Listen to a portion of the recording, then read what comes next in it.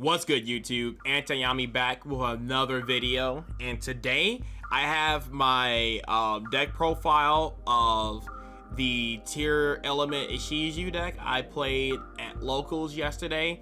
I think it performed very well. I didn't win, of course, but I just kind of got outclassed by a lot of the other decks in the meta.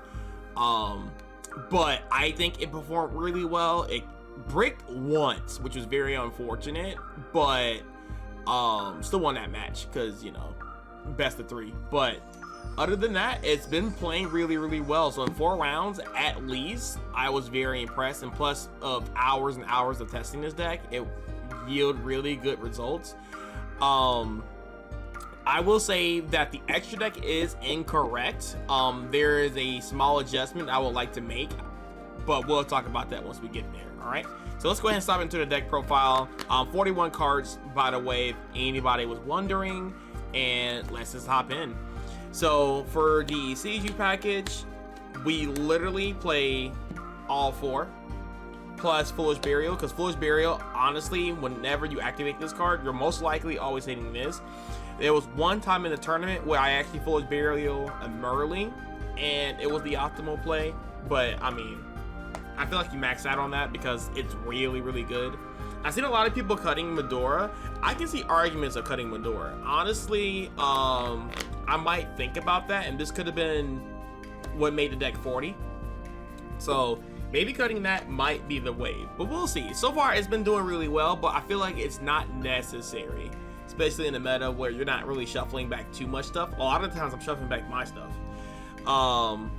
For the King of the Swap engine, of course, we're still playing this. I think it's pretty good. I don't think this is mandatory as much. There is another deck I want to work on that plays 0 of this, but you still get into like your extra deck cards, which is really good. But I like Guardian Chimera. It's really strong. Kind of like the combo pieces of the deck. You have your Blazing Cartasia, your Zephyros the Elite, and then you have your Destrudo. Very solid cards. All right, so now going into kind of like more engine-y kind of cards.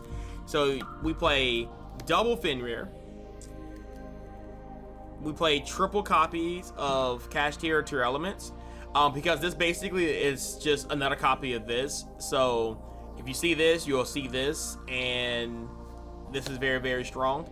The reason why I'm playing 2 Fenrirs, at least in the main deck, is because there's multiple ways you can actually get access to this. So you actually have more copies of Fenrir, which we're going to talk about once we get into the deck.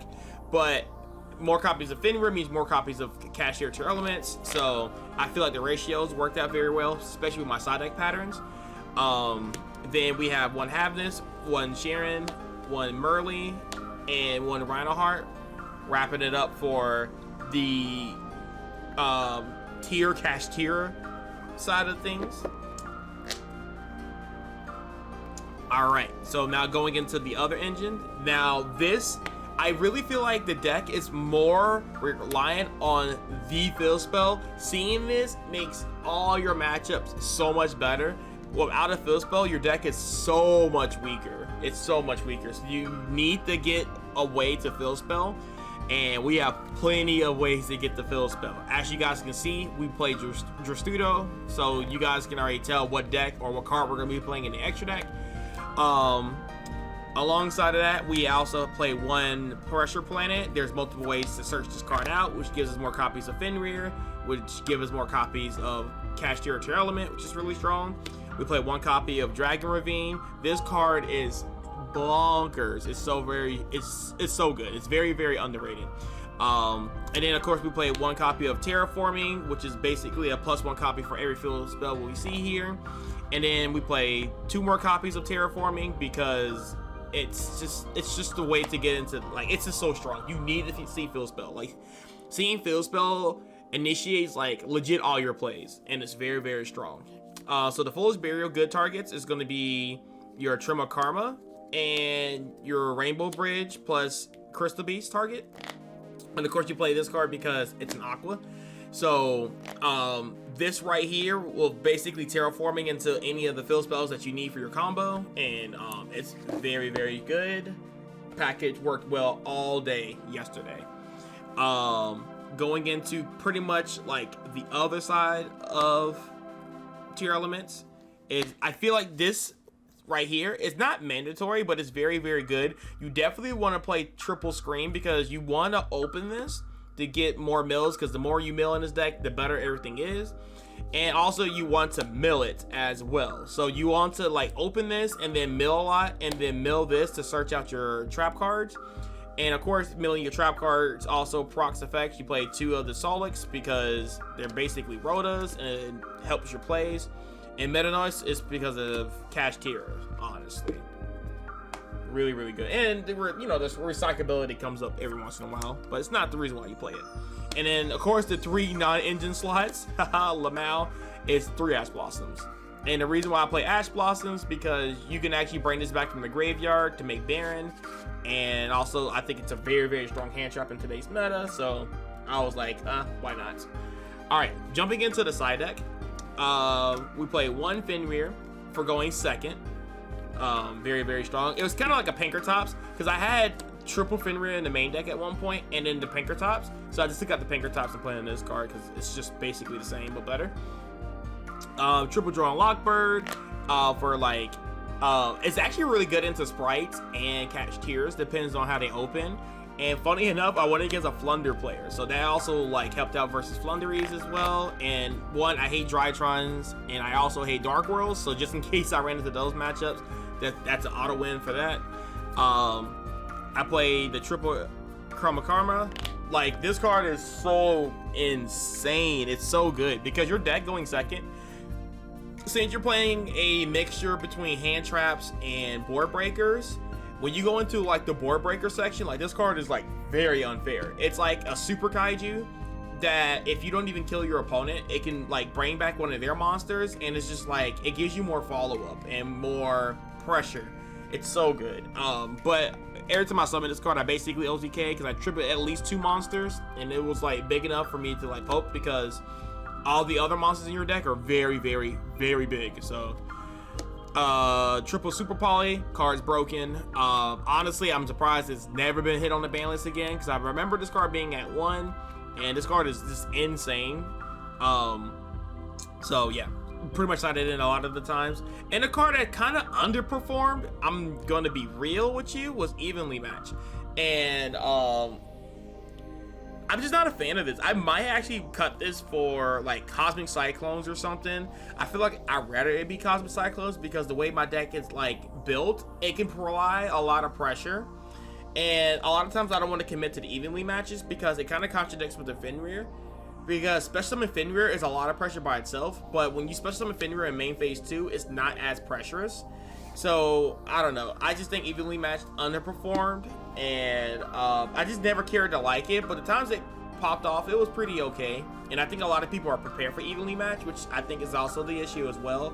So, I don't know. I just don't think it's crazy. I think maybe in the main deck it's really good. Not in this deck in particular, but in most decks, because in rounds 1, 2, and 3, I got Evenly Matched game 1. Oh, by the way, I won rounds, well, I run the dice rolls for games 1, 2, and 3. And got Evenly Matched each one, and I wasn't prepared for it. So, yeah. For going first, you play the 1 Crime. And then, of course, for going for time, you play the Cowboy. Alright, going into the extra deck. This card is very, very, very, very good. Not only that it can send Garua from the graveyard for basically an upstart, and also you can send this card in the graveyard by linking it all. And my opponent, I swear, every single time forgot this card was in the graveyard, and it brought this out. This card is crazy as well, and it also can take extra deck monsters, which is really cool, or banish it depending on whatever. But yeah, this also puts like fusions in the graveyard, so if you mill more tier names, like if you activate this effect, send this to the graveyard, draw a card, you can actually use this card right here to go into a Dragos Stapelia or a Muddy Mud Dragon if you need to. So it's just very versatile, puts more cards in the graveyard, puts less pressure off of the King of the Swamps. So if you didn't mill in the King of the Swamps, at least you can still like make something, right? And of course we play this for the target for that. Of course we play the Grapha, the Kaleido Heart, the Rukalos, the Dragospapelia, the Mud Dragon King in the Swamp. People do cut this card, but I still find a lot of value out of it because it helps me go into like rank 4 plays with the Time Thief Doer, which is my only level 4. So it comes up for that, and it's very good versus control matches versus what's that deck called? Versus Runics. You can actually make this pretty early, and make sure you keep all your monsters one type, like if you're going for all darks or whatever, and you just basically keep all your monsters on board and just keep calling the attribute. It's really hard for Runics to out that. It's really crazy. So Mud Dragon control is very good in that matchup. Of course, we play the Guardian Chimera for breaking boards. It's really strong, especially since now people see me play Fenrir, and Book of Moon is very popular. So what happens is, especially with Fenrir, they usually book it, and then I go poly, and yeah, it's just Rapskis after that. It's really strong, and I still got my normal summon. For the XYZs, I just played the Dragosack and the Time Thief Doer. Those cards were insane all day yesterday. This actually outed 2 Golden matches, which is very funny. And then from there, we play Ancient Fairy and Baron the Floor. These cards were insane all day yesterday. And then the 2 links, we play the Cross Sheep. Cross Sheep is just crazy, and Sprint is just Sprint. I think Sprint is pretty much mandatory at this point, so yeah. Really insane play that I did was I actually searched Droll and Lockberg because of Cross Sheep.